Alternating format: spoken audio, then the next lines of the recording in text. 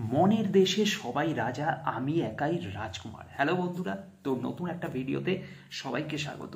তো আজ কথা হবে সাকিব খানের নতুন সিনেমা রাজকুমারের তৃতীয় গান, অর্থাৎ বলা ভালো একটা নাচের গান নিয়ে, যে গানটা গেয়েছেন শামীম, এবং এই গানটা ডেডিকেট করা হয়েছে সমস্ত সাকিবিয়ানদের জন্য। এবার কথা হচ্ছে, শুধুমাত্র কি সাকিবিয়ানরাই নাকি গোটা বাংলাদেশ নাচবে এই গানে? তো সেইটা তো পরে জানা যাবে কত ভিউজ হয় তার উপর, কিন্তু আপাতত গানটার কিন্তু বেশ রেসপন্স আমরা দেখতে পাচ্ছি এবং কয়েক ঘন্টার মধ্যেই বেশ ভালো রকমের ভিউজ আসছে, এবং সেটার কারণও রয়েছে। এটা কিন্তু একেবারে নাচের গান, এবং এখানে আমরা সাকিব খানকে পুরো সাউথের হিরোদের মতো নাচতে দেখছি, তো যেটা আমি তো অন্তত আগে সেভাবে দেখিনি।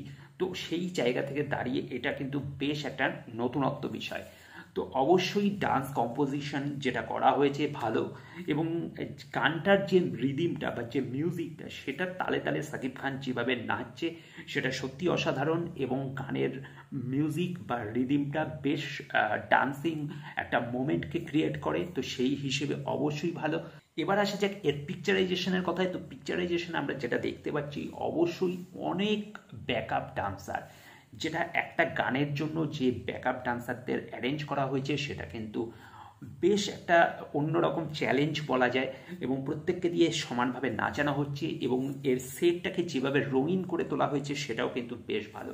কারণ আমরা দেখতে পাচ্ছি কি কালারফুল ড্রেস বলো, কি সেই ছাতার যেগুলো ইউজ করা হয়েছে প্রপস হিসেবে, তো সেই ছাতাগুলোও কিন্তু কালারফুল। অর্থাৎ একটা গানকে পুরোপুরি কমপ্লিটলি কালারফুল করে তোলার জন্য পুরো সেট বা প্রপস যাবতীয় যা যা ইউজ করা হয়েছে সবটাই কিন্তু কালারফুল, যে কারণে আমরা সাকিব খানের যে পোশাকটা দেখতে পাচ্ছি প্রথমে, যেটা লাল হলুদ নানান রকম কালারের যে পোশাকটা, সেটাও কিন্তু সেইভাবেই ডিজাইন করা হয়েছে, যাতে ওই যে কালার কম্পোজিশন বা ফ্রেমটা যে সম্পূর্ণ কালারফুল থাকে।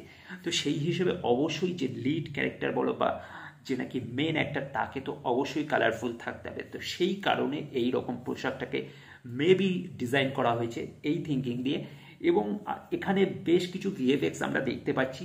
তবে হ্যাঁ, ভিএফএক্সগুলো একটু কোথাও কোথাও দুর্বল মনে হচ্ছে, ভিএফএক্সগুলো আরও উন্নত হতে পারত।